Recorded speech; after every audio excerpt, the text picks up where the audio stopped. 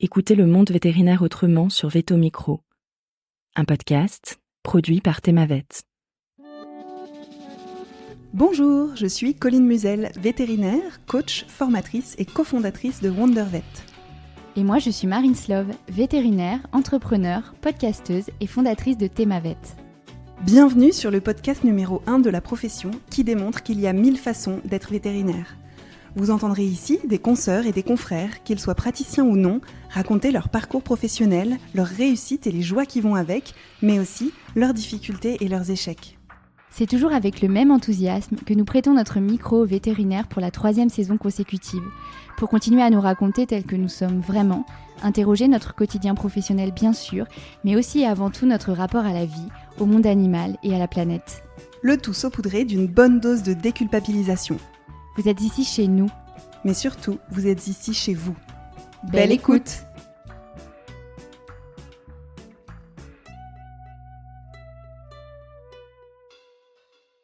Bonjour à toutes et à tous. Aujourd'hui, j'ai le plaisir de recevoir non pas une, mais 2 invités, puisque j'ai ici avec moi Hélène Lacroute et Siska Giraud. Salut à vous deux et bienvenue sur Veto Micro. Salut, bonjour, merci beaucoup. Alors je me dis que nos auditeurs et nos auditrices qui ne vous connaissent pas se demandent peut-être pourquoi est-ce qu'on a 2 invités aujourd'hui. Et je vais pas vraiment garder le suspense plus longtemps puisque si vous êtes ensemble au micro, c'est parce que vous êtes les fondatrices de Pavlovet. La raison d'être de Pavlovet, c'est de contribuer au bien-être des animaux lors de leur visite en clinique vétérinaire et à la sécurité des professionnels qui s'en occupent. Donc aujourd'hui, dans ce podcast, on va discuter brièvement de votre parcours à chacune pour poser le cadre et ensuite on va prendre le temps de s'intéresser à ce qui s'est passé depuis votre rencontre.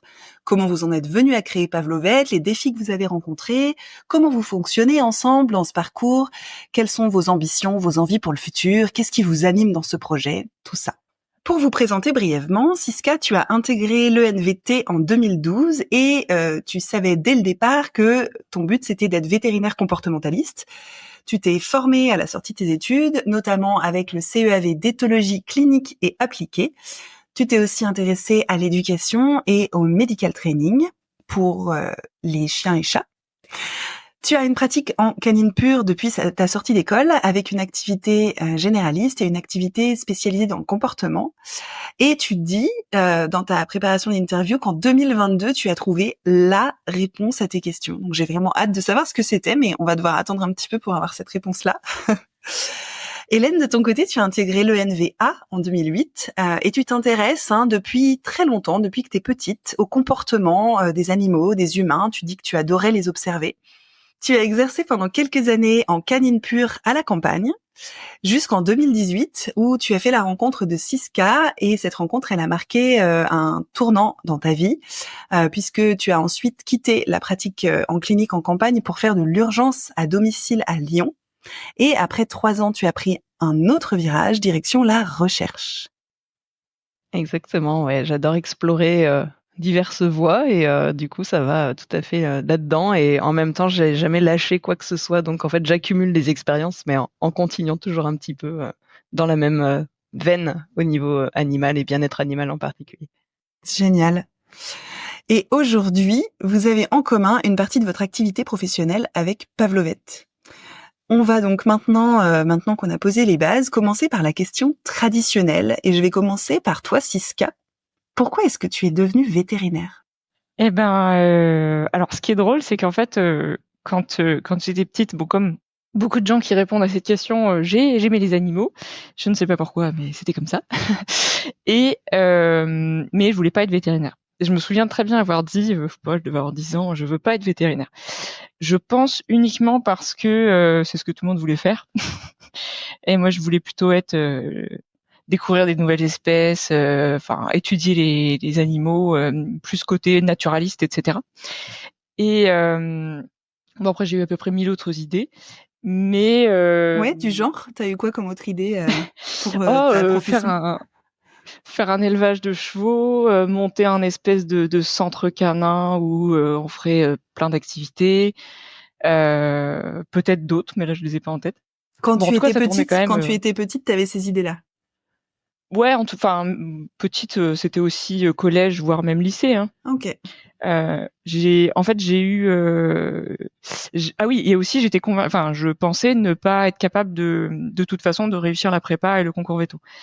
Et j'ai rencontré une veto d'ailleurs, ce serait super drôle si elle se reconnaît et qu'elle écoute Veto Micro. Je serais curieuse d'avoir son contact parce que je ne me souviens pas du tout de son identité, mais mes parents avaient un camping à Millau. Et on a trouvé un petit écureuil et il se trouve qu'il y avait donc une vétérinaire qui était sur place. On a discuté, puis elle m'a dit qu'elle était passée par la Belgique. Et du coup, ça m'a donné l'idée que peut-être je pourrais passer par la Hollande, parce que j'ai de la famille en Hollande. Okay. Bon, finalement, j'ai fait cursus classique, classe prépa et tout. Mais c'est là où j'ai eu l'idée que peut-être finalement je pourrais faire vétérinaire. Et ça a terminé que j'ai fini vétérinaire. Oui, et en même temps, dans ce que j'ai entendu des idées que tu avais avant de décider que ce serait veto que tu tenterais, ça tournait autour des animaux, hein. Oui, et alors c'est vrai que moi j'ai eu ma première chienne Baïka quand j'avais 15 ans. Et du coup, j'ai eu l'expérience 100% propriétaire d'animal avant d'être vétérinaire, et je trouve que c'est une expérience qui me sert vraiment au quotidien. Et en fait, clairement, je voulais faire éducateur canin comportementaliste. Okay. Je pense que ça, c'était quand mon projet un petit peu maturé, c'est vraiment ça que je voulais faire. C'est juste que je savais que c'était quand même difficile d'en vivre et que souvent, on avait quand même besoin du côté vétérinaire. Et du coup, je me suis dit, avec cette rencontre aussi qui a joué, que finalement, ça pourrait quand même être cool d'avoir ce bagage vétérinaire et de faire en plus du comportement. Et quand même, concrètement, c'est ce que je fais aujourd'hui. Donc. Rêve de petite fille réalisé, petite croix. Eh ben merci Siska. Maintenant, je te propose, Hélène, de répondre toi aussi à cette question. Pourquoi es-tu devenue vétérinaire ? Eh ben, c'est une très bonne question. Je pense, comme beaucoup d'entre nous, petite, j'ai toujours aimé les animaux, toujours été attirée par les chiens, les chevaux. J'étais une timide maladive jusqu'à assez tard. Et par contre, la seule chose que j'arrivais à faire, je fuyais tous les gens, sauf pour leur demander si je pouvais caresser leur chien, parce que mes parents m'avaient bien éduquée, qu'il fallait demander d'abord. Donc voilà, dire bonjour me faisait quasiment pleurer, mais par contre, demander à caresser un chien, ça c'était OK, il n'y avait pas de souci. Et puis après, j'ai plutôt bien aimé l'école, bien aimé la biologie, j'aime comprendre comment les choses fonctionnent ou dysfonctionnent, chercher des solutions. Donc voilà, dans la droite lignée de ce que j'aimais faire, c'était à peu près logique. Et j'ai jamais trop douté du parcours. Si une fois en 5e, la conseillère d'orientation avait passé un quart d'heure à m'expliquer combien c'était difficile. Donc pendant 3 semaines, je savais plus ce que je voulais faire. Et puis finalement, voilà, ça s'est de nouveau imposé. Donc j'ai pas trop hésité. Et puis voilà, le cursus s'est déroulé sans encombre et sans trop de questions. Génial. Et globalement, comment t'as vécu tes études ? Les études à partir de l'école ? Eh super bien, parce que ma passion dans la vie, c'est d'apprendre. Donc du coup, c'était le rêve. Bon, on va peut-être pas exagérer non plus. La prépa, c'était quand même pas si simple. Après, j'ai la chance d'avoir un cerveau qui sélectionne le bon et qui oublie le mauvais. Donc je me souviens de la prépa, les bons moments. Je me suis jamais tant déguisée, voilà. Bon, j'oublie un peu les mois de décembre où on pleure sans savoir pourquoi, tout ça. Mais du coup, voilà, la prépa, c'était vraiment un moment hyper intense, et surtout avec les gens, on a vraiment vécu des moments à se serrer les coudes qui étaient super intéressants. Et puis après, l'école, c'était vraiment, on apprenait 1000 choses à la seconde, et c'était vraiment ça que je retiens. Donc j'ai vraiment adoré. Après, c'est plus la suite qui s'est un peu plus compliquée, parce que tout ce qui était gestion des propriétaires, la responsabilité, ça, on n'y est pas, assez peu exposé finalement quand on est à l'école. Donc je trouve que l'école, c'était un peu la partie facile. Donc il y avait des choses plus dures, mais en tout cas voilà, le cursus, en tout cas, c'était vraiment très agréable pour moi. Ok. Et la sortie d'école un peu plus rude, si j'ai bien compris. Ouais, même pas à la limite au tout début. Au tout début, je me sentais un peu comme une stagiaire. J'avais l'impression que j'étais pas vraiment en charge, parce que j'y connaissais rien. En plus, après, j'ai quand même souvent été dans des structures où j'avais des collègues qui étaient prêts à m'aider, donc ça, c'était quand même vraiment confortable. Okay. Mais petit à petit, ouais, je me suis fait un peu des frayeurs, des fois, souvent assez injustifiées, mais du coup, j'ai perdu confiance après, mais ça s'est même pas passé juste à la sortie, quoi. Donc. Ok. T'as un exemple comme ça qui te revient, que tu serais d'accord de nous raconter, d'une frayeur que t'as eue qui a un peu abîmé ta confiance ?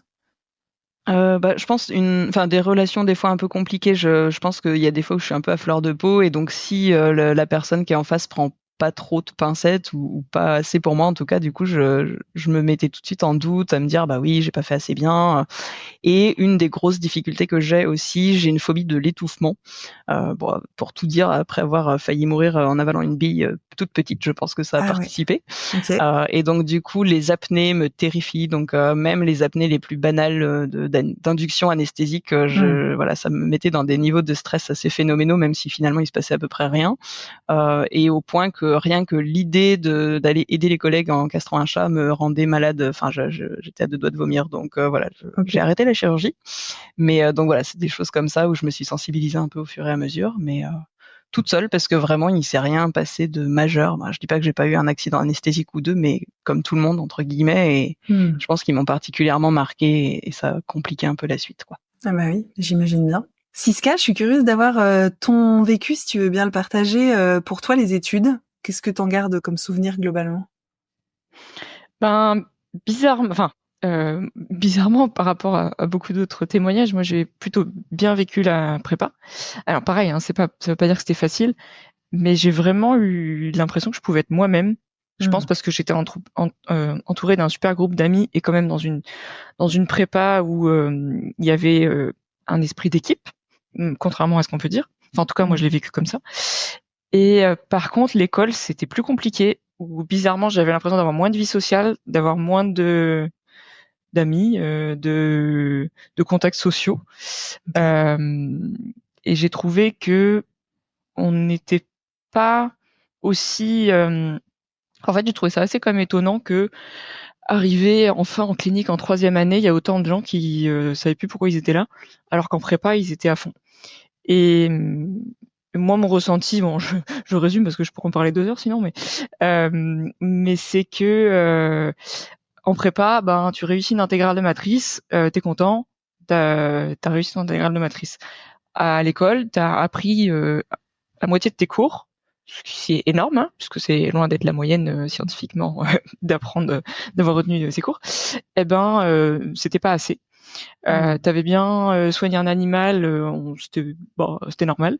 Enfin bref, en fait, on n'était pas récompensé pour nos efforts et on avait en permanence un petit peu cette sensation que, en fait, on faisait jamais assez bien et que si on faisait quelque chose de bien, c'était juste normal en fait. J'entends, tu dis on, ça veut dire que t'as pu discuter avec des personnes qui partageaient le même sentiment que toi, en fait, il y a pas de récompense pour nos efforts et en fait. Quand je dis on, en fait, je pense peut-être plus à mes copromos, à mes amis qu'à moi, parce que je pense que je m'en suis sortie mieux qu'un certain nombre. Okay. Peut-être parce que justement, je m'en suis rendu compte. Et je pense c'est plus a posteriori que je m'en suis rendu vraiment compte et que j'ai identifié plus les mécanismes, puisque il y en a certains qu'on retrouve en comportement des animaux. Hein. Ouais. Et j'ai trouvé ça un peu dommage et un peu triste. Oui. Et je trouve ça très pertinent la manière dont tu le nommes, hein, la notion de récompenser les efforts. Je trouve que ça fait vraiment partie des choses qui sont hyper importantes. On récompense les efforts et quand on fait bien, on félicite en fait. C'est-à-dire que ce que tu disais, hein, quand on faisait bien, c'était juste normal. Je pense que cette attitude-là de banaliser le bon travail comme étant juste répondre par exemple à un merci docteur, oh je n'ai fait que mon travail, ça rend pas service en fait, ni à la personne qui a dit merci, ni à la personne qui le reçoit. Il y a un truc de en fait la majorité des trucs bons dans la vie sont très très très banals en fait, hein. C'est-à-dire qu'une maman qui va prendre le temps d'écouter son enfant ou un papa, des gens qui se tiennent par la main dans la rue parce qu'ils sont contents d'être ensemble, c'est tristement banal et en même temps c'est magnifique. Ce serait dommage de pas le célébrer. Bon, c'était mon petit aparté. Célébrons ce qui est banal. Je trouve que c'est important. Ok. Donc sortie d'école, comment c'était pour toi, Siska? Eh ben, alors moi en fait j'ai commencé à bosser en 4e année chez un véto qui m'a laissée toute seule. Alors j'étais au courant, hein, c'était pas une mauvaise blague. Et globalement ça s'est très bien passé. Alors sachant que ce qui est drôle c'est que ma toute première demi-journée de travail de ma vie, en fait il avait oublié de caler son emploi du temps pour moi, c'est-à-dire que c'était rendez-vous tous les quarts d'heure et il avait oublié de dire à l'ASV de venir. Ce qui fait que je me suis retrouvée avec consultation tous les quarts d'heure, à gérer le téléphone, la prise de rendez-vous, les ventes au comptoir, tout. Alors il y a eu un peu d'attente à l'accueil, mais ça s'est passé. Et Ah en la fait, ça m'a vache. plu. Ouais, ça m'a quand même plu. Et après, c'est marrant parce que pour le coup, je pense qu'on a un vécu assez différent avec Hélène parce que moi, j'ai au contraire aimé cette responsabilisation. Et justement, après avoir fait cet été en 4e année où clairement c'était moi qui étais responsable, parce que quand j'étais tout seul dans la clinique, il y avait personne d'autre pour soigner l'animal à ma place. Bon, il y avait des gens pour m'aider quand même au téléphone ou quoi. Et quand je suis arrivée en 5e année à l'école, je voyais plus du tout les choses de la même façon. Je me suis dit waouh, mais maintenant parce que quand j'étais avec les animaux, je me souviens, je me disais ah oui tiens, j'aurais dû faire attention à tel truc quand j'étais à l'école. Et du coup, je suis revenue en 5e année avec une optique complètement différente, remotivée à 200% par cette responsabilisation réelle. Ça a duré 15 jours. Et puisque à l'école, nous ne sommes pas effectivement responsables, on ne peut pas se comporter en gens responsables, puisqu'on ne l'est pas. Et vraiment, cet état d'esprit, cette motivation que j'avais, elle a été tuée en 15 jours. Je dis tuée volontairement parce que je me doute bien que personne fait ça volontairement, mais c'est un fait. On peut pas responsabiliser sans avoir des responsabilités, quoi. Oui, et puis avoir des responsabilités, c'est pas la même chose que avoir la responsabilité finale. Aussi. Après, si on n'accepte pas qu'on fasse des erreurs, Oui. Oui, c'est compliqué, mais c'est Oui. le principe d'être étudiant aussi, hein. C'est ça. Il va forcément falloir passer par des erreurs dans l'apprentissage. C'est inévitable. Et du coup, après, quand j'ai travaillé, moi, je trouvais j'avais une bonne première expérience de travailler seule. Ensuite, j'ai travaillé avec des vétos qui voulaient bien me former. Je suis devenue un peu allergique aux annonces « on vous forme » parce que, pour le coup, pour moi en tout cas, c'est personnel, mais c'était très castrateur. C'est-à-dire, s'il y a quelqu'un d'autre qui a la responsabilité à ma place, moi, j'étais plus en train de me dire comment je soigne cet animal, c'est quoi les meilleurs moyens de sauter cet animal, mais qu'est-ce qu'on attend de moi que je fasse. Et c'est complètement différent. Et j'en venais à douter de savoir comment on faisait une castration de chat. Et bon, ça m'a valu pas forcément des premiers boulots très épanouissants. Et en fait, je me souviens d'un commentaire que j'ai eu je suis pas sûre que son auteur a été conscient du mal que ça peut faire, mais qui m'a dit mais Siska, tu te rends pas compte, t'es vraiment pas capable de travailler toute seule. Moi, j'attendais que ça, qu'on me laisse peinard en fait. Et heureusement, j'en ai pas tenu compte, et mon boulot suivant, j'ai été effectivement de nouveau toute seule. Grand bol d'air. Et je me suis retrouvée à faire des trucs, un chiot qui arrive à 18h55 avec un œil qui pend parce qu'il s'est fait mordre par un autre chien, il faut faire une énucléation, j'ai jamais fait ça de ma vie, hein. Je me suis dit c'est pas grave, je suis capable, j'ai appris à faire, allez, on va chercher dans des bouquins, on va chercher des tutos YouTube, et j'ai fait mon énucléation, et cette chienne va toujours bien aujourd'hui, et sa propriétaire était très contente que je sois là pour la faire. Peut-être elle n'était pas parfaite, mais je l'ai fait et ça a fonctionné. Et vraiment, pour moi, ça a été vraiment un plaisir de travailler en ayant la responsabilité, la liberté en fait. Parce qu'ensuite, et je travaille toujours dans cette nouvelle clinique, j'ai trouvé une clinique. Enfin, entre-temps, je travaillais en urgence aussi à domicile. Mais finalement, je me suis retrouvée dans une clinique où vraiment, même si c'était des vétos qui avaient quelques dizaines d'années de plus que moi, jamais j'ai eu cette impression que ils savaient mieux que moi. C'était t'es responsable, tu sais faire, et si t'as une question, tu demandes, et sinon on vient pas se mêler de ce que tu fais. Et pour moi, c'était indispensable en fait de travailler comme ça. Ouais, génial. Je vous propose qu'on fasse un petit bond dans le temps, et que on pourrait presque mettre une petite musique un peu romantique, un truc un peu kitsch, qu'on revienne à cette première rencontre. Ouais. Moi, j'ai très envie qu'on parle de cette première rencontre parce que du coup, j'ai imaginé plein de trucs et j'aimerais bien que vous me disiez quel souvenir vous gardez de cette première rencontre, et si vous pouvez un peu nous poser le contexte, l'une d'entre vous, mais ouais, c'était où et puis quel souvenir vous en gardez? Alors, moi, bizarrement, le souvenir que j'ai, c'est justement que j'en ai pas beaucoup, à part de Nathalie, donc si peut-être elle écoutera ce podcast, je sais pas, parce que c'est en fait une amie commune, mais avec un niveau quand même d'improbabilité assez élevé, où on s'est retrouvés à 3. Moi, je connaissais cette amie, Hélène connaissait cette amie. En vrai, même pas. J'ai une amie commune avec elle, mais à la base, je la connaissais pas non plus. Ok, c'est encore plus improbable. du coup, on s'est rencontrés comme ça, c'était au congrès CIVAD, je crois, 2015, c'est ça? Ouais, un congrès, je saurais même plus dire je sais même lequel, plus si mais c'était celui-là. Et on s'est rencontrés plus tard dans un autre congrès, mais je sais plus les détails en fait. non, je sais plus non plus. Je me souviens d'un resto où tu m'avais parlé justement de la société d'urgence à domicile pour laquelle Ouais. on a finalement bossé toutes les deux, mais c'est vrai que ouais, non, c'est assez flou. Je me souviens vaguement du congrès, je me rappelle du jus de pomme du resto où on était, et c'est à peu près tout.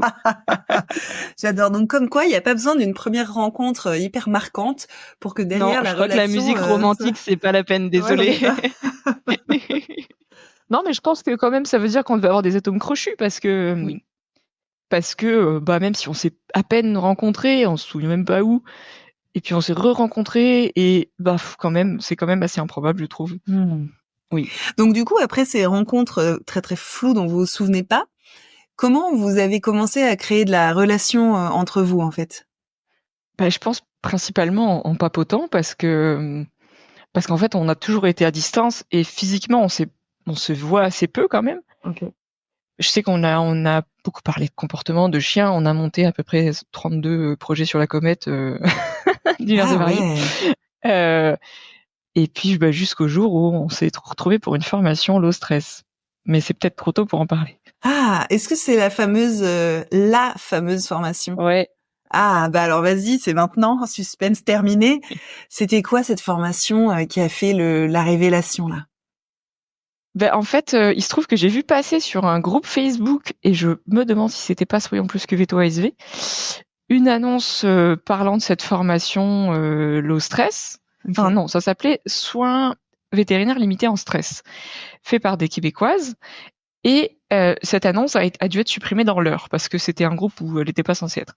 Et alors, je sais pas par quel miracle je suis tombée sur cette formation parce que j'ai vu ça, j'ai fait what? Je veux savoir c'est quoi ce truc. Du coup, j'ai contacté la formatrice et je fais une histoire courte, mais on l'a organisé à Lyon, dans les locaux d'Adomvet, là où on travaillait Hélène et moi. Ah génial, ok. Et globalement, moi, j'ai passé une semaine à me dire, enfin, c'est ce que je cherche depuis des années, en fait, toutes ces réponses-là. Enfin, je pense que j'ai passé une semaine entière, les yeux grands ouverts, la bouche grande ouverte, et on a parlé, je sais pas jusqu'à combien d'heures le soir avec Hélène qui me logeait. Mais je vais laisser la parole à Hélène un petit peu. Bah ouais, c'était vraiment, je pense, exactement ce qu'on attendait. En fait, on était toutes les deux à fond en comportement, adorer l'entraînement des animaux, tout ce qui était théorie de l'apprentissage, l'éducation canine et tout ça, et du coup, le medical training. Mais je pense avec la super grosse frustration que, en fait, quand on est en clinique avec le chien qui arrive, qui a déjà envie de nous croquer, clairement, on peut rien appliquer de tout ça ou quasiment rien parce que faudrait l'entraîner des semaines en amont, voire des mois. Faudrait que les propriétaires veuillent bien faire le travail parce que ça demande beaucoup de travail. Donc en fait, c'était quand même assez frustrant de voir qu'on était assez démunis, alors que comme tout vétérinaire, je pense que comme on aime les animaux, notre but c'est vraiment de faire que ça se passe au mieux pour eux, sans dire qu'ils nous aiment, mais au moins voilà qu'on les terrorise pas. Et puis comme tout vétérinaire, en fait, ça marchait pas trop, hein, comme nous chez le dentiste. Je pense que de toute façon, on a beau faire au mieux, les animaux ont peur de nous, ça c'est un peu quoi qu'il arrive. Et en tout cas, c'était le sentiment qu'on avait. Et là, cette formation, en fait, c'était vraiment pour le chien lambda qui arrive là avec plus ou moins, voire zéro éducation. Qu'est-ce qu'on peut mettre en place pour faire en sorte que pour celui-là, ça se passe au moins pas plus mal, en tout cas qu'il ressorte pas plus stressé que quand il est arrivé, voire plutôt moins si on y arrive. Et du coup, c'était vraiment une quantité d'outils. Enfin, c'était vraiment tout un panel, toute une boîte à outils qui pouvait permettre à peu près n'importe quel vétérinaire d'améliorer la situation avec à peu près n'importe quel chien ou chat, hein, c'était chien et chat la formation. Et vraiment, ça a répondu à toutes nos attentes parce que là, il y avait plus du tout de question de est-ce que le propriétaire est prêt à s'investir, à faire de l'éducation, du medical training, est-ce que l'animal est capable, parce que des fois, c'est vrai que sur des vieux animaux ou des animaux douloureux, c'est pas le moment et on peut pas le faire. Et donc là, c'était vraiment, c'était la boîte de Pandore, quoi. Je pense qu'on l'a vite senti. Enfin, j'ai passé la semaine aussi pareil. Je pense qu'une semaine à Disney m'aurait beaucoup moins amusé. Mais là, voilà, c'était Disneyland. C'était waouh, incroyable, tout ça dont on n'avait même pas connaissance, alors que ça nous paraît tellement essentiel maintenant. C'était vraiment, ça répondait à tout ce qu'on cherchait. Enfin, on savait même pas que ça existait, mais c'était vraiment ça qu'on attendait, en fait. J'adore l'idée de la boîte de Pandore du kiff. Ouais. Tu ouvres une boîte et tu savais pas à quel point ça allait amener du kiff dans ta vie. C'est un bon résumé, ouais. C'est fabuleux, c'est génial. Et donc, qu'est-ce qui s'est passé pour vous à l'issue de cette formation, c'était 5 jours? 6, je crois. 5, Ouais. je sais plus. 6 jours? 6, Ouais, non, c'était 6 ouais. jours. Ok. Oui, ouais. Bon. Et à l'issue de cette formation-là, à l'issue de ces 6 jours, qu'est-ce qui s'est passé dans vos têtes, Hélène et Siska, dans vos conversations? Qu'est-ce qui a changé? Eh ben, je pense qu'il a pas fallu une semaine pour qu'on fasse déjà 12 000 projets sur qu'est-ce qu'on allait faire de ça. Et alors, j'ai vaguement réfléchi à est-ce que j'essayais ou pour le coup, alors j'ai jamais eu l'intention d'ouvrir une clinique, mais du coup d'ouvrir une clinique qui ferait genre à 200% dans cette optique-là. Puis après, je me suis dit, d'un autre côté, j'aurais beaucoup plus de probabilité de pouvoir être utile à un max de chiens si je forme plutôt les vétérinaires à devenir aussi comme ça. Et c'est un petit peu dans cette optique-là que on s'est dit, tiens, ici du coup, on essayait de diffuser cette idée-là. Donc, je suis allée voir les formatrices en question, qui sont adorables d'ailleurs. Et je dis, est-ce que, voilà quoi, en gros, j'adore le concept, j'ai envie de contribuer à le diffuser. Mais bon, en gros, je suis un peu en train de leur dire, est-ce que je peux faire un plagiat de votre formation en France? Et au contraire, elles ont dit, mais au contraire, plus ça se fait, plus ça se sait, on est à fond, quoi. Enfin, on est à fond avec vous. Et du coup, on s'est dit, bon, allons-y, hein. On va faire ça. Ok. Et toi, Hélène, t'as tout de suite adhéré à l'idée? Il y a eu des freins? Ça s'est passé comment pour toi? Ouais, non, justement, c'était tellement la révélation qu'effectivement, il y avait vraiment cette idée qu'on pouvait pas la garder pour nous, quoi. C'était vraiment, il y a forcément d'autres vétérinaires à qui ça peut parler et à qui ça peut apporter aussi la même réponse à la même question que celle qu'on se posait plus ou moins consciemment avant. Donc non, c'était une évidence. Dans les actes, en fait, je pense que, Siska comme moi, je pense qu'on faisait déjà un certain nombre de ces choses-là assez intuitivement. Voilà, de lire le chien, de s'adapter à ce qu'il nous dit, de pas forcer, ou en tout cas le moins possible. Et après, il y avait des situations où on avait de toute façon pas de moyens de le faire, en tout cas on les connaissait pas. Mais je pense que ouais, dans la pratique, ça a pas forcément changé tant que ça ma vision et ma façon de faire. Par contre, ça a rendu plein de choses possibles. Tous les trucs que je faisais avant sans trop savoir, en doutant un peu de faire bien, en fait, ça a tout validé et puis ça a donné des outils pour aller encore plus loin. Donc ouais, ça a changé plus la philosophie de se dire en fait ouais, c'est possible, à la fois par rapport à ce qu'elles nous avaient montré et puis même par rapport à leurs expériences et à ce qu'elles ont décrit de cliniques, par exemple. Donc nous, on faisait des urgences à domicile et c'est vrai que des fois, on a toujours des freins de se dire oui, mais moi je peux pas parce que ceci, oui, mais moi dans mon contexte c'est pas possible parce que cela. Et en fait, elle trouvait des exemples. Elle nous parlait d'une clinique à New York sur 13 étages, 100% urgence, qui était certifiée comme ça et qui fonctionnait en low stress. Donc en fait, c'est possible. Et donc c'était vraiment un peu ça, cette ouverture de si en fait il y a toujours moyen de faire un petit peu. Alors peut-être pas tout et pas dans tous les contextes. Clairement à domicile, on peut pas forcément en tout cas, on n'a pas les mêmes challenges que ce qui se passerait en clinique, par exemple. Mais il y a toujours moyen de faire un petit peu mieux et de développer ça dans sa clinique, quoi, pour améliorer les choses progressivement, en tout cas. Ouais, puis moi, un des trucs que j'avais beaucoup aimé, c'était Think Outside the Box. C'était vraiment, elles nous ont poussé à dire, mais réfléchissez, trouvez des solutions, vous trouverez des solutions.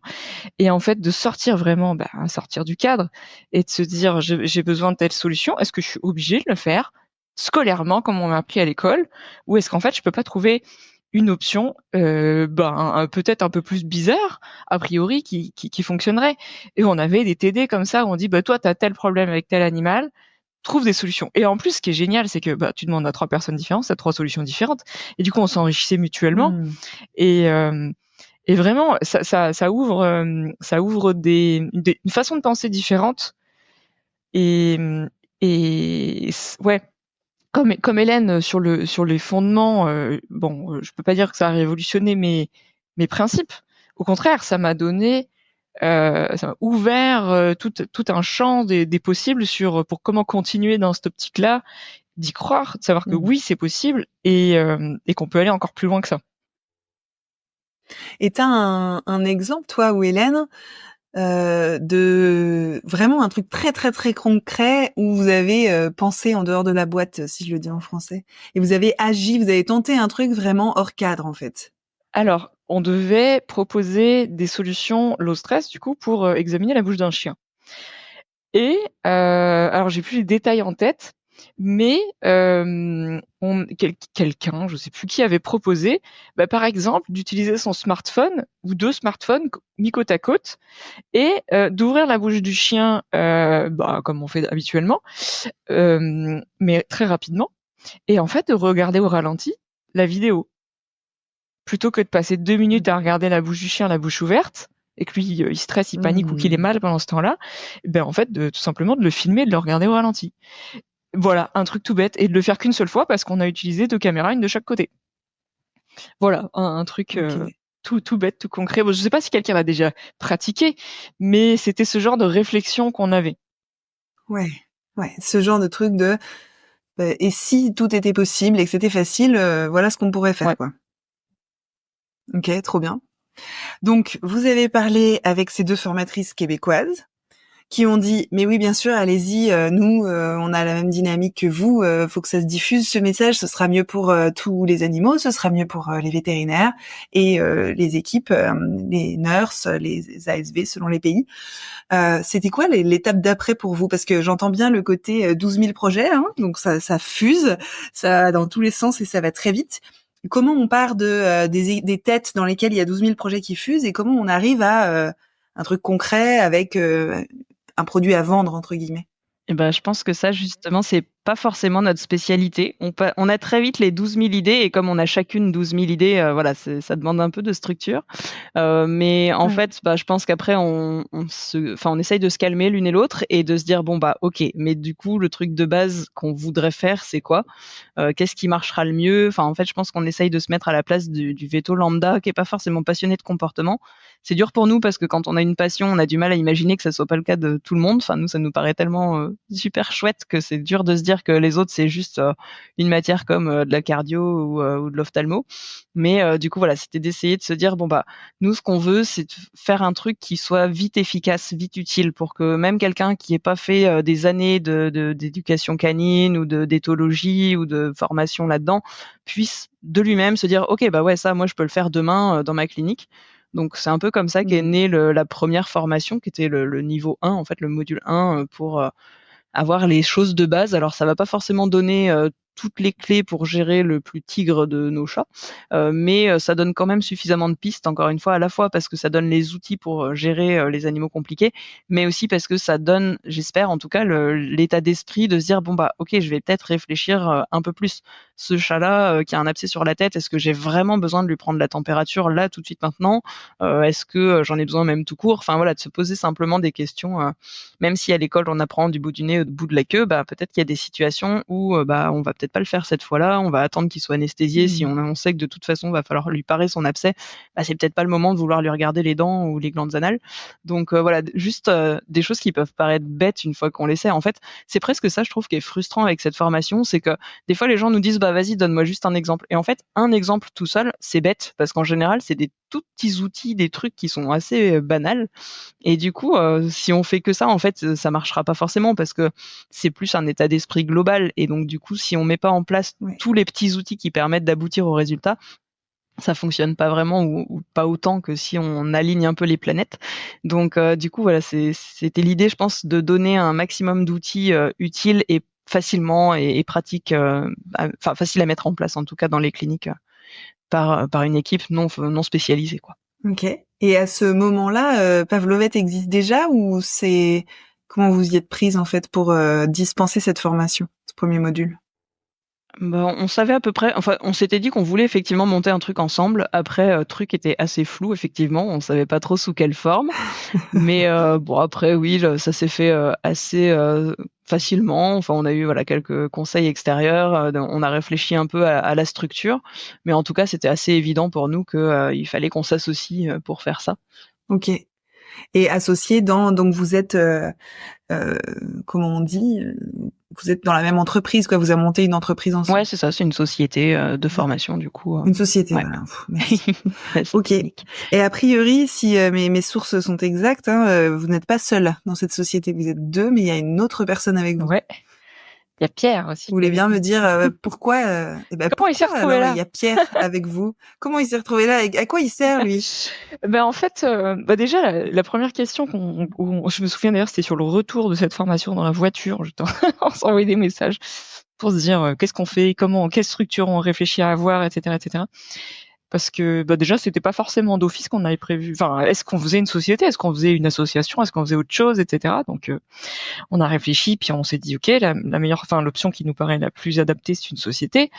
D'abord, on était donc nous deux. Enfin, la société n'existait pas encore. Hein. C'est pour l'instant qu'à l'étape de l'idée.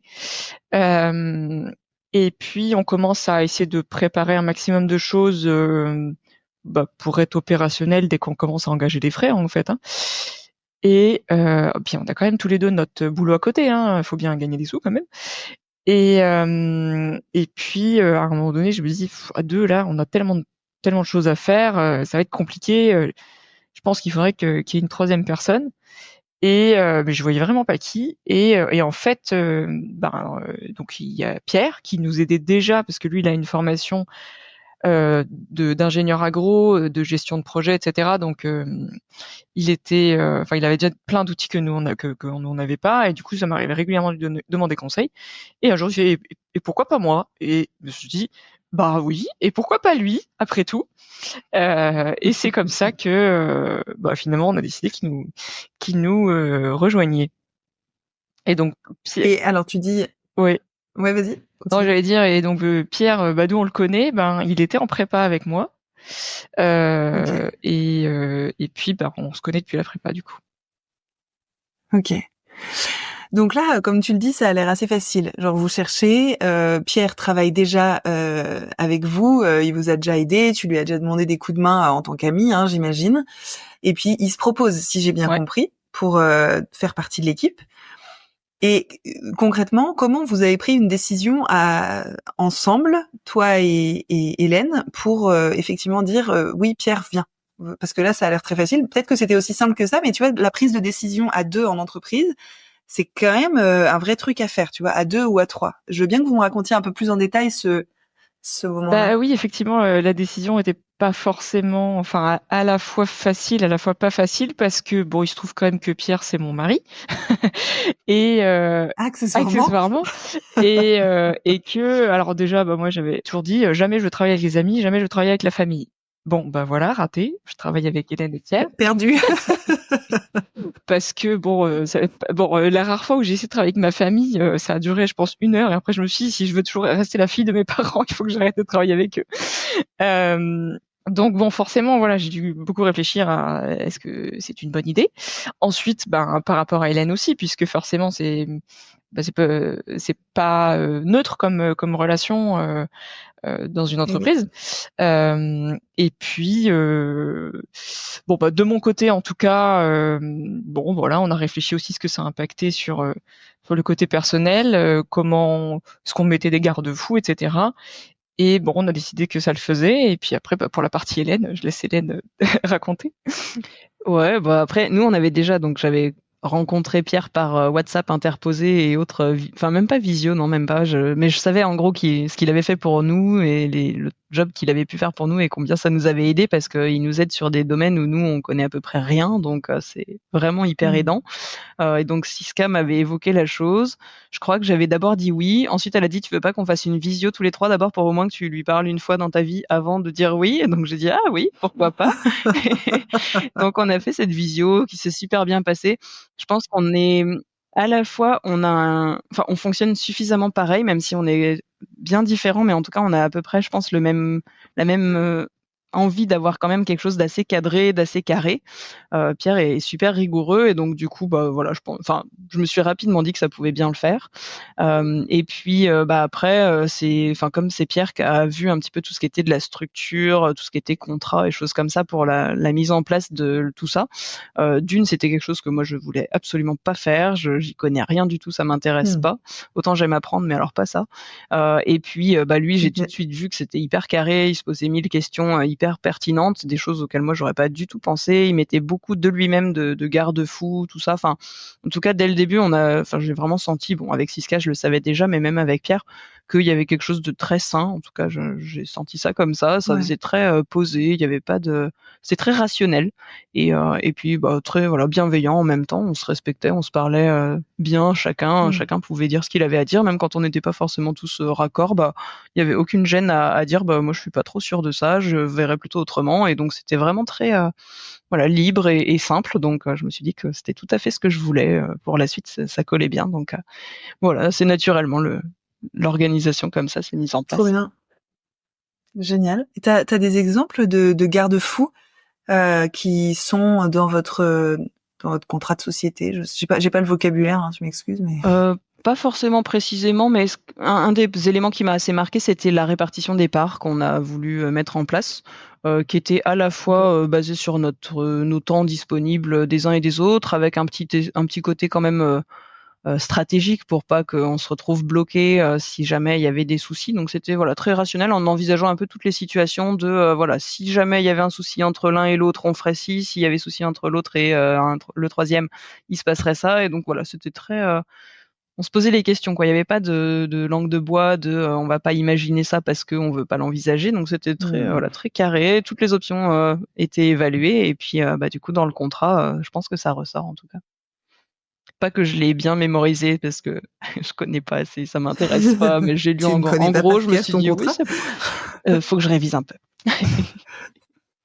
En tout cas, ce que j'entends et que je trouve extrêmement précieux, et je vais juste me reformuler comme je l'ai compris, parce que je pense que ça peut aider plein de vétos ou autres personnes qui nous écoutent au moment des contrats, parce que même dans la vie perso, ça peut être très important de parler de « et si ça se passe mal ?» Et si on se frite, et si on se sépare, et s'il y en a un qui décède, et qu'est-ce qu'on fait si y a quelque chose qui se passe pas bien? Et je trouve que c'est extrêmement précieux d'avoir ce genre de conversation, de pouvoir y aller plus ou moins tranquillement, avec plus ou moins d'humour, de légèreté, mais ça fait vraiment partie de ce qui crée de la sécurité, hein, de dire parlons de la réalité de la vie. On ne sait pas ce qui va nous arriver, on ne sait pas ce qu'on va devenir, et parlons de l'hypothèse dont on n'a pas envie, mais on peut pas être garanti que ça n'arrivera pas. Et si ça se passe mal, je trouve ça trop bien. Après, je pense que, en tout cas, moi, ce qui m'a aidé là-dedans, c'était le fait que, en fait, j'avais l'impression qu'au début, je sais pas si c'est qu'on n'y croyait pas. À la fois, on était hyper convaincus, en tout cas, par le fond, par l'objet de ce qu'on voulait proposer. Après, moi, j'avais l'impression de pas forcément être sûre que ça puisse marcher. Il y avait un espèce de petit, peut-être pas syndrome de l'imposteur, mais petit truc de oulala, je suis pas sûre de savoir faire. Et du coup, j'avais l'impression qu'on faisait ça un peu comme un test. C'était un peu on va essayer, on verra si ça veut bien aller, tant mieux, puis sinon tant pis, on aura essayé. Et du coup, je trouve que cette incertitude-là fait que on était peut-être plus c'était pas un truc passionné, on se disait mais si c'est sûr que ça va marcher, donc du coup on va même pas envisager le cas où ça marche pas, parce que on était, je pense, un peu précautionneux, parce que en tout cas moi c'est comme ça que je l'ai vécu, assez précautionneux, de se dire on sait pas trop où on va, donc on va essayer d'envisager un peu toutes les options pour se sécuriser probablement, et je pense que c'est ce qui nous a aidé à envisager un peu tout ça. Génial. T'aurais quelque chose à ajouter, Siska, ou pas sur ça?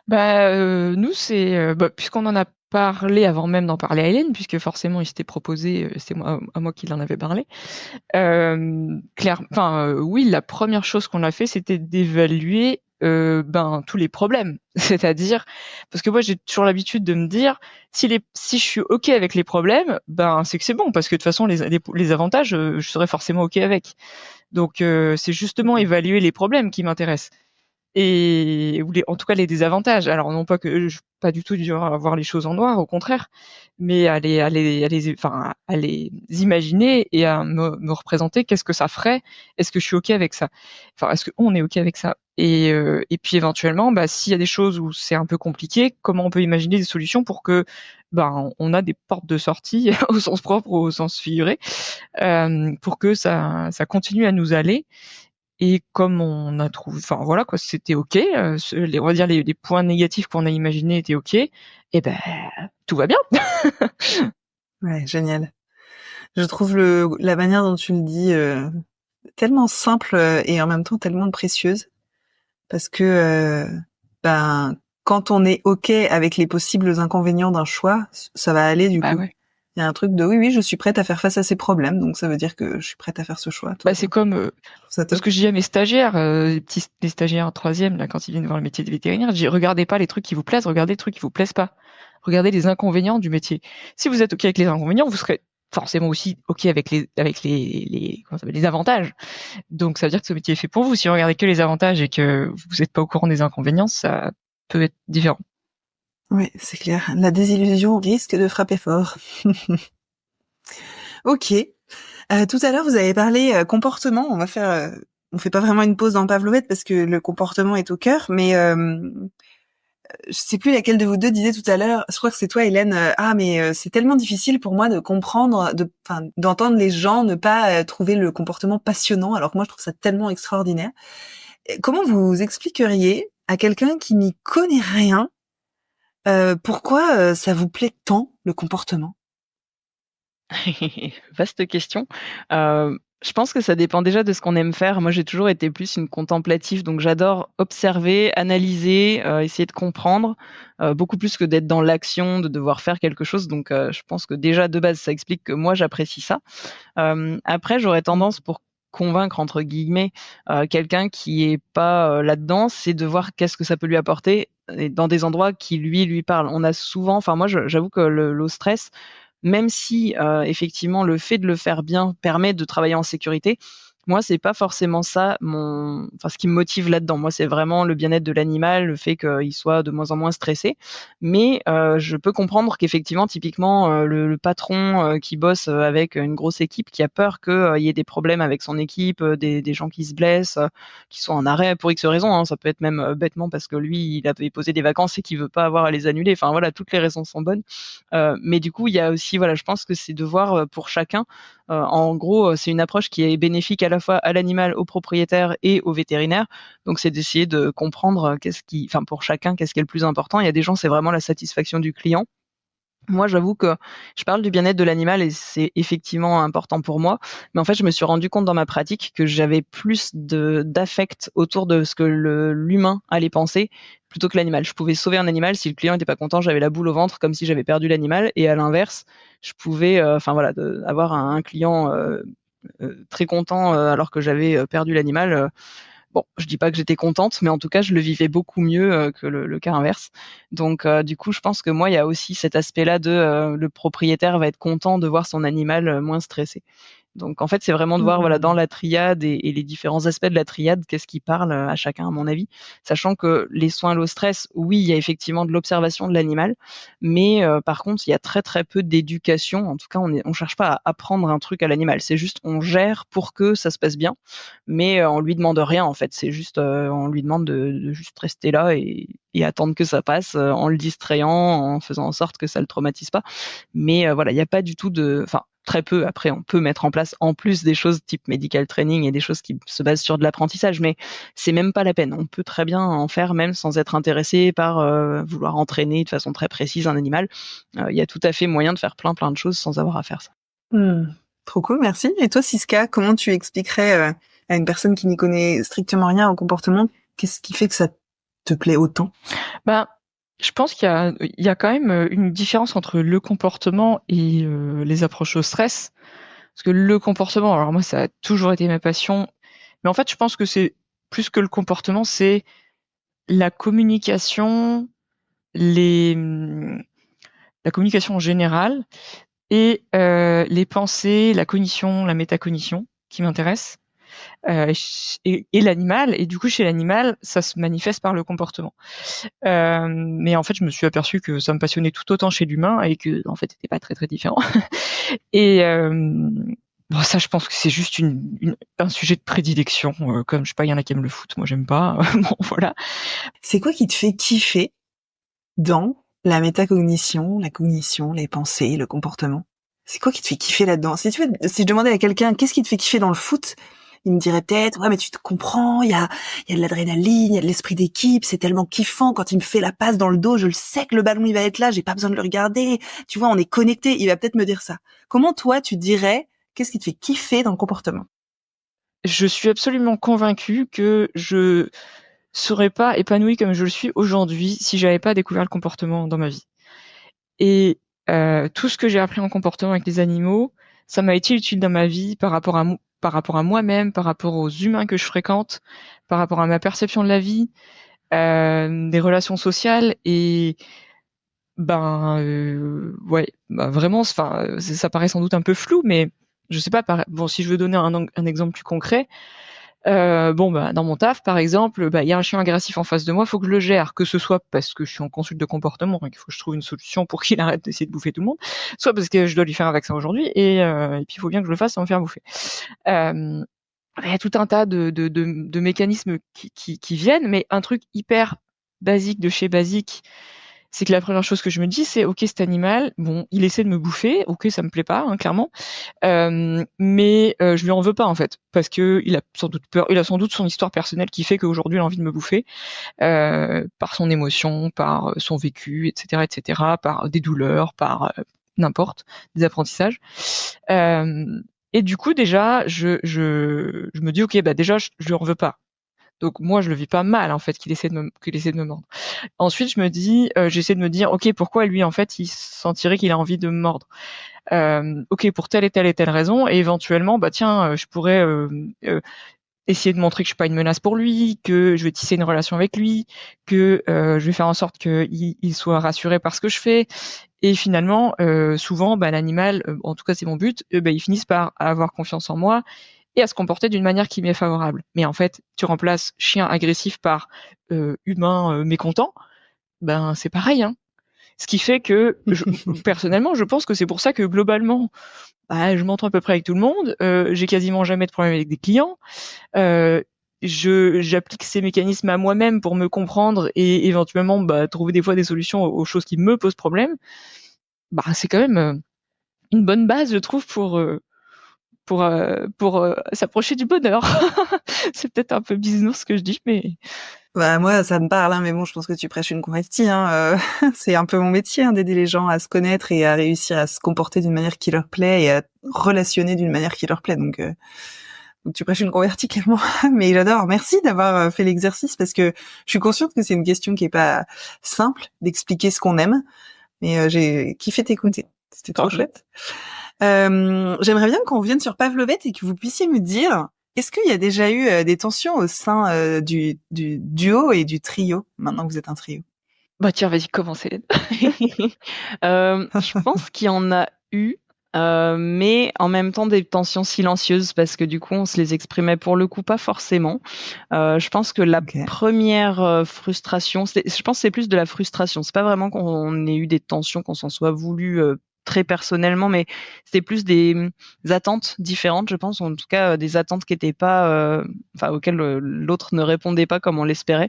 Donc typiquement, comme on a tous des activités parallèles, moi j'ai un salariat qui m'occupe déjà un bon 45 heures, 40-45 heures par semaine. Donc effectivement, il y avait des semaines où j'avais pas beaucoup de temps pour Pavlovette et puis pas de temps de cerveau surtout disponible. Et donc du coup, j'occupais le peu de mon temps à des activités qui me nourrissaient vraiment pour essayer de compenser. Et effectivement, Pavlovette dans ces moments-là était pas forcément quelque chose que je mettais dans cette catégorie-là. C'était quand même du boulot, même si ça me passionne et j'adore ça. Mais le fait d'être à distance, de le faire peu, faisait qu'en fait j'étais pas trop dedans et donc ça m'intéressait moins. J'étais dans un cercle un peu négatif autour de ça. Et c'était un moment où il y avait beaucoup de boulot, donc du coup je pense que Pierre et Siska étaient très sollicités, étaient à fond. Et donc je pense que ça avait créé un décalage entre les besoins de Pavlovette, les attentes du coup de Siska et Pierre qui étaient à fond et mes possibilités du moment. Donc du coup voilà, on était un peu et en même temps on se le disait pas trop. Mais on sentait bien que c'était un moment où le moral de l'ensemble était pas forcément au beau fixe. On était un peu à se dire est-ce qu'on continue quoi, parce que c'était vraiment très demandant pour tout le monde. Et alors je sais plus trop comment ça s'est passé. C'était pendant mes vacances. Et un soir, avec Siska, on s'est mis à discuter sur WhatsApp comme on le fait assez régulièrement, mais en général plus pour parler un peu grands principes de philosophie ou d'éducation canine. Et là, en fait, j'ai pu lui expliquer un peu ce que je traversais, les difficultés du boulot, la nécessité d'avoir des activités extra-professionnelles ludiques, amusantes et qui étaient du coup effectivement du temps en moins pour Pavlovette. Mais en gros, je pense qu'on a pu se dire les choses suffisamment à cœur ouvert pour qu'on puisse comprendre un peu où en était l'autre, parce que pour le coup, le fait d'être à distance c'est de quasiment jamais se voir. On se voit peut-être 3 fois par an, et encore grand max. Du coup, voilà, on n'avait pas forcément conscience de ce que l'autre vivait. Donc, je pense que de mettre tout ça un peu à plat, en tout cas, moi, ça m'a fait beaucoup, beaucoup de bien. Je me suis sentie vachement apaisée. Après, je trouve qu'on est reparti avec plus d'entrain, plus d'apaisement autour de tout ça. Et je pense qu'on a levé un blocage qui était en train de se créer. Un peu, je pense coup de bol qu'on ait pu en parler à ce moment-là et que ça se soit décoincé comme ça. Mais bon, coup de bol que ça se soit fait. Après, on a bossé dessus. Enfin, voilà, le fait de se dire les choses ouvertement a aidé, mais c'était un effort peut-être qu'on a fait. Mais en tout cas, voilà, on a eu cette chance d'avoir le déclic au bon moment, je pense, pour pas attendre d'être tous braqués à se dire bon ok, ça marche plus, on arrête et puis c'est tout, quoi. Ouais. Et tu parles de déclic parce que il y en a une de vous deux qui a osé poser une question, ou comment vous en êtes venu à exprimer cette frustration, ces attentes non remplies? C'est venu comment concrètement dans Je cette me souviens conversation? plus exactement le démarrage, mais effectivement, je me revois par contre, j'étais assise sur mon vieux canapé de mobil-home au camping, et je me suis dit allez, j'y vais. Je lui dis, enfin voilà, je balance tout parce que j'en peux plus et que c'est trop dur enfin voilà, je peux pas continuer comme ça. Donc voilà, je me revois hésiter à dire bon, un peu le truc de la question ça va. En gros, soit je disais oui, soit j'y allais vraiment et je disais bon en fait non, pas trop, parce qu'il y a ça, et puis ça lançait le truc. Et donc je me revois me dire allez, est-ce que j'ai le courage là ce soir de me lancer à devoir expliquer, devoir dire, devoir parler de tout ça, devoir pleurer, parce que clairement dès que j'ai un truc qui me touche, je pleure. Donc là clairement c'était obligé. Bien vu. Ouais, Team larmes. ouais. Après bon, c'est pas toujours désagréable, mais là voilà, c'était est-ce que j'avais envie de ça. Et puis voilà, je me souviens avoir fait alors c'était un petit effort et ça pas duré longtemps du tout, mais en gros voilà, de me dire allez, j'enclenche le truc. Et puis après les réponses de Siska ont été vraiment aidantes et ça a été vraiment fluide même là-dedans. Génial. Donc ça c'était super cool, et vraiment on en est sorti, moi j'avais le sourire, le baume au cœur et envie d'y retourner, quoi. Et toi, Siska, du coup, tu gardes quel souvenir de cette conversation? Je pense pas qu'il y ait eu autant de tension que ce qu'Hélène a pu le vivre, parce que oui, c'était pas équilibré en termes de temps de travail, mais en soi c'était pas forcément un problème, parce que on savait bien qu'on avait pas les mêmes boulots, pas les mêmes contraintes, et puis bon, globalement on s'adaptait en fonction de ça. Mais par contre, effectivement, cette conversation, ce qui était un petit peu plus difficile pour moi, c'était que il y avait des fois où j'osais pas forcément discuter comme ça, en me disant justement, alors comme c'est moi qui ai le plus de parts, c'est moi qui suis présidente de Pavlovette, j'avais peur de passer un peu pour la nana qui vient contrôler son personnel, quoi. Et du coup, je me disais bon, peut-être que ça risque d'être mal pris en fait si je demande ça. Du coup, je me freinais un peu. Et là, il se trouve que c'est venu comme ça et qu'on en a discuté, et que moi aussi j'ai pu dire aussi, mais en fait si je demande ça, est-ce que c'est gênant aussi? Mais en fait là, et c'est plus facile quand on pose la question, on peut me répondre directement plutôt que je me fasse des films. Et puis en fait, ce que j'en ai retenu, c'est que même si c'était une période qui était pas aussi fluide que ça a pu être à d'autres moments, moi j'avais géré en ce moment-là en me disant bon ok, Hélène elle a pas beaucoup de temps, elle a des difficultés, c'est pas grave, on va s'organiser autrement. Mais le fait, on va dire, d'avoir comme ça une conversation à cœur ouvert, juste en fait ça valide que oui, j'ai bien fait juste de pas en douter en fait. Et que oui, quand on a décidé de s'associer, c'était pas pour rien, et que oui, je pense que j'ai choisi une bonne personne pour ça, parce que justement quand on a des on peut discuter de ce genre de choses comme ça, et puis je suis convaincue que s'il y a une prochaine difficulté qui arrive, j'aurai encore plus de confiance de me dire c'est bon, enfin je veux dire on a déjà eu une petite difficulté, on l'a déjà surmontée, et je pense que ce sera plus solide la prochaine fois. Et du coup, quand tu reçois un message qui dit que si elle devait choisir et refaire et choisir quelqu'un, et que ce serait quand même encore moi, je te laisse imaginer les larmes. C'était trop beau. Ah, c'est beau. Ouais. Je trouve que c'est quand même précieux de renouveler son engagement. De renouveler je continue de choisir de le faire avec toi, même dans les moments où c'est difficile. Ouais. Surtout quand moi je me sentais presque plus légitime. Ah ouais, tu te sentais plus légitime? Ouais, en fait, c'est ça. Ouais, moi, je me sentais un peu en mode, je suis à la marge et j'apporte plus rien et j'ai plus rien à faire là et il serait légitime de me virer. Et en même temps, je me disais, bah, Siska, c'est une amie. Enfin, je l'ai jamais vue comme la présidente qui était en mode contrôle. Donc, c'était hyper intéressant aussi de voir cette distorsion des perceptions de chacune, alors que l'autre avait pas du tout cette perception-là. C'était intéressant. Carrément. On va gentiment arriver sur la fin de notre interview et je crois que j'ai envie de parler projet parce que j'ai l'impression que ça fait quand même partie de vos points communs. C'est qu'il y a facilement beaucoup de projets dans vos deux petites têtes qui peuvent qui peuvent naître. Est-ce qu'il y a là des projets que vous avez pour Pavlovette, des projets très concrets ou des projets un peu fous que vous seriez prête à partager avec nous, même s'ils se concrétisent pas, hein, mais Bah, je pense que le plus gros projet là qu'on est en train de monter, c'est de créer un réseau. C'est-à-dire bon, déjà de créer une charte qui va être à la base de ce réseau, c'est-à-dire en gros un client qui souhaiterait qu'on ait voilà une prise en charge du bien-être de son animal pendant les soins, enfin en particulier qui sache éventuellement vers quel vétérinaire se tourner. Mais aussi dans l'autre sens, c'est-à-dire par exemple un vétérinaire qui fait des efforts là-dessus, qui puisse le valoriser. Un éducateur canin qui prend en charge un animal peureux, par exemple, et qui a besoin de reprendre confiance en l'humain, bah, il va aussi avoir besoin d'un vétérinaire qui ait ce genre d'outils. Et à l'inverse, aussi un vétérinaire qui a un patient qui a besoin d'un éducateur canin, eh ben, qui puisse trouver un éducateur canin qui sache aussi pratiquer ce genre de choses. Parce que oui, ce qu'on n'a pas dit, c'est qu'on parle beaucoup des soins vétérinaires là, mais les soins, il y a d'autres professionnels qui font des soins, notamment les toiletteurs, qu'on oublie toujours. Et je trouve ça vraiment très très dommage.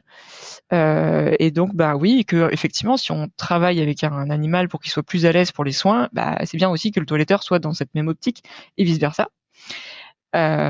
Et voilà, et qu'on puisse en fait vraiment l'idée de base de Pavlovette, c'était de créer une plateforme, enfin un outil, enfin je sais pas comment appeler ça, une chose qui peut rassembler le maximum d'initiatives dans cette optique, parce que de façon très honnête et sans doute très candide, mais c'est pas grave, j'aime bien être honnête et candide. Nous, ce qu'on veut, c'est que tous les animaux puissent être soignés sans avoir peur et sans être stressés. Et je pense que c'est vrai aussi de tous les propriétaires et de tous les vétérinaires. Enfin, personne ne souhaite le contraire. Et on peut le faire. Donc nous, on veut que ce soit effectivement fait au maximum. Et que ce soit par nous, mais éventuellement par d'autres intervenants. Bref. Et du coup, ben voilà, de créer un réseau comme ça nous paraît important pour la suite. Est-ce qu'il y a un autre projet qui, parmi les nombreux qui avaient l'air d'être présents, qui vous tient vraiment à cœur de présenter ? Bah, après, je pense que c'est plus dans l'activité quotidienne de Pavlovette où là, on a une année 2025 qui est déjà, qui s'annonce en tout cas assez chargée déjà, parce que on a pas mal de formations, soit spécifiques pour des cliniques, soit des formations plus générales qu'on peut organiser nous, qui peuvent regrouper du coup du personnel de différentes cliniques, voire d'autres professionnels, pas forcément que vétérinaires. On a différents types de formations. Donc en fait, je pense qu'on se limite un petit peu sur les projets à long terme et de grande envergure, parce qu'en fait, on a déjà un quotidien qui est déjà bien occupé pour notre plus grand bonheur. Mais en gros, pour donner, pour essayer de diffuser au maximum cette philosophie qu'on a, on essaye aussi de mettre à disposition un maximum de contenu sur notre site. Le but, c'est vraiment de diffuser au plus large, au plus facilement à tous, en tout cas à tous ceux qui seraient intéressés par l'approche, pour essayer d'aller le plus possible dans la direction de ce qu'on souhaite et de ce que vient de décrire Siska, et qui nous fait effectivement rêver, même si on sait que c'est un petit peu utopique. Mais en tout cas, on va essayer d'apporter notre petite pierre à cet édifice-là en diffusant un maximum de ce qu'on pourra avoir appris à ceux qui le voudront bien. Magnifique. Et du coup, ça me fait une parfaite transition pour la question. Si les gens veulent vous contacter pour discuter avec vous de votre parcours, de vos services aujourd'hui, comment ils peuvent vous contacter ? Je pense, alors moi on peut me contacter sur LinkedIn, Facebook aussi, mais je trouve ça, enfin j'ai plus tendance à oublier de répondre parce qu'on perd vite les messages. Après par mail c'est le mieux, donc c'est siska.girault, ciska1.girault @pavlovette.com, donc Pavlovette c'est PAWLOVET.com. Et moi à peu près pareil, sur les réseaux sociaux, donc LinkedIn. Facebook, c'est plus compliqué. J'ai un pseudo un peu obscur, truffe éblouissante, en toute modestie. Et puis après, mail, pareil, donc hélène.lacroute@pavlovette.com aussi. Et sans souci, j'essaye de répondre assez rapidement, aussi rapidement que possible en tout cas. Génial. Est-ce que vous avez l'impression qu'on a oublié quelque chose qui vous tient à cœur, que vous aimeriez pouvoir aborder? Non, moi je voudrais juste te remercier de donner ce temps de parole-là, parce que je pense en tout cas j'espère qu'il y a d'autres professionnels qui, comme nous, verront peut-être une lumière s'allumer à ce moment-là et se dire mais oui, mais c'est ça que je veux faire, pour savoir que c'est possible, ça existe, il y en a qui le font, donc voilà, pas hésiter à se renseigner pour pas être tout seul dans cette volonté-là. Ouais, alors moi je pensais à quelque chose, je vais essayer de faire court, promis.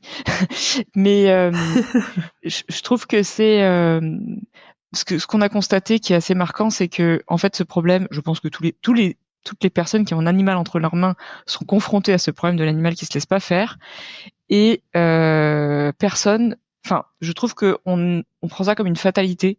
C'est un fait. Les vétérinaires se font mordre. Les animaux n'aiment pas se faire soigner, point à la ligne. Et en fait, c'est pas vrai. Et je pense qu'il y a déjà un énorme premier travail à faire qui est que, en fait, non, c'est faux. On peut travailler sans se faire mordre, sans se faire détester par nos patients. Les animaux peuvent être contents de venir, on peut y faire quelque chose. Et oui, c'est vraiment vrai, quoi. Et ça vaut le coup de le faire. Enfin, ça devrait même être dans le cursus initial. Et je pense que si on a été aussi bouche bée de cette formation, c'est pas parce qu'on nous a dit faut parler gentiment aux animaux et donner 3 croquettes, c'est parce qu'il y a vraiment des choses à faire et ça change vraiment la vie. Et il y a des témoignages de vétos qui ont fait les formations avec nous, qui m'ont dit mais tellement merci, ça me redonne du plaisir à faire mon métier, parce que je pense qu'on fait tous ce métier parce qu'on aime les animaux, et se faire détester par nos patients, c'est quand même pas facile. Et si en plus nos clients ils font pareil, il reste plus rien en fait, hein. Donc au moins sur les animaux, on peut faire quelque chose et on en ressort tous tellement plus grandis. En tout cas, j'entends que à tes yeux, il y a quelque chose de l'ordre de l'utilité publique pour le bien-être des professionnels qui travaillent notamment avec les chiens et les chats, parce que ça peut vraiment leur rendre du plaisir et leur ramener de la sérénité dans leur travail en fait. Et ce qui quand même fait partie des facteurs qui peuvent faire que les gens ont envie de continuer à faire ce métier qu'ils aiment, mais plutôt que de le fuir parce qu'ils en peuvent plus. J'imagine que se faire agresser par des animaux régulièrement, ça fait partie des facteurs qui font qu'on finit par se casser, quoi. Carrément. Et je pense on parle pas là des ASV, mais on n'a peut-être pas mentionné, même si elles font effectivement partie de notre public et qu'elles suivent nos formations, et elles sont même souvent assez importantes en nombre. Elle et il, même si c'est plus des L pour l'instant.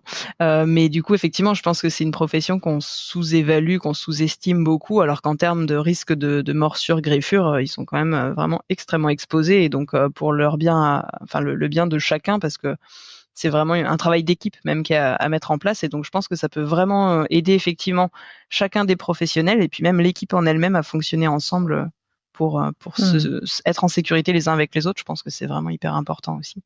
Et puis aussi en termes de recrutement, parce que il n'y a pas plus tard qu'il y a quelques jours, là, je discutais avec une véto qui me disait tiens, mais avant de répondre à ton questionnaire là pour la charte, je m'étais pas rendu compte qu'en fait, une des raisons qui faisait que j'aimais bien travailler dans la clinique où je travaille, c'est parce qu'en fait, on a des bonnes conditions pour les animaux.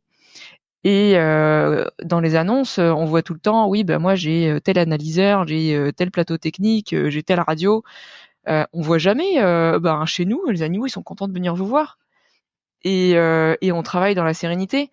Et en général, j'ai jamais entendu un vétérinaire qui a dit mais moi j'ai arrêté le métier parce que j'avais pas une assez bonne radio. J'ai entendu que des vétérinaires qui ont dit mais moi j'ai arrêté le métier parce que relation client, parce que relation collègues. Et en fait, si tu veux faire en sorte que la relation avec les animaux va mieux, ça va aussi de pair avec les clients, ça va mieux, et avec les collègues ça va mieux. Trop bien. Bon, j'aurais envie de continuer cette conversation des heures encore, mais on va quand même s'arrêter là, histoire de laisser nos auditeurs et auditrices poursuivre leur journée. Je vais vous poser ma dernière question et j'aimerais bien que ce soit toi qui commence, Hélène. Au jour de ta retraite, qu'est-ce que tu aimerais pouvoir dire de ton parcours et de la vie que tu as menée jusque-là? Ouh. Je pense que j'aurais envie de me dire que j'ai appris un petit peu chaque jour et j'ai réussi à redonner un petit peu de tout ce que j'ai pu, obtenir et toute la chance que j'ai pu avoir, de faire ce métier. Essayer d'en faire profiter le plus grand nombre. Trop cool. Et toi, Siska? Eh ben moi je dirais, j'aimerais être capable de me dire j'ai vraiment été utile pour contribuer au fait que maintenant les animaux qui passent le pas d'une clinique vétérinaire, ils vont pas passer le pire quart d'heure de leur journée et ça va bien se passer pour eux et ils vont pas en être traumatisés et que ça se passe dans toute la France. Et le monde entier, hein, je pense qu'on Oui, peut tant qu'à se faire faire, pas le osé. arrondissement. Mais allez-y. On peut rêver grand. Vers sur ce l'infini podcast, et y a pas de au-delà. souci. C'est ça, exactement, c'est autorisé. En tout cas, merci beaucoup à vous deux. C'était vraiment un immense plaisir. Je savais que je serais contente de vous parler et de vous avoir rien que pour moi pendant un peu plus d'une heure. Je ne suis pas du tout déçue, loin de là. C'était vraiment très très cool de passer ce moment avec vous. Merci d'avoir accepté cette invitation. Je vous souhaite le meilleur dans vos projets, de penser à vous préserver dans tout ce travail que vous avez. Et en tout cas, merci pour ce moment. C'était vraiment très très chouette. Merci aussi, c'était un plaisir d'avoir l'opportunité de discuter de tout ça. Oui, merci beaucoup. Et bonne soirée ou bonne journée à toutes et à tous. Au revoir. Merci d'avoir écouté cet épisode de Veto Micro. Si le cœur vous en dit, partagez-le à vos amis et à vos collègues, abonnez-vous au podcast et mettez-nous une note de 5 étoiles avec un gentil commentaire. C'est ce qui nous permet de remonter dans les classements et de donner de la voix à la profession. Si vous souhaitez participer à Veto Micro, nous suggérer des invités ou tout simplement nous écrire, faites-le sur l'adresse podcast@themavet.fr. Prenez soin de vous et à la semaine prochaine pour écouter une nouvelle façon d'être vétérinaire.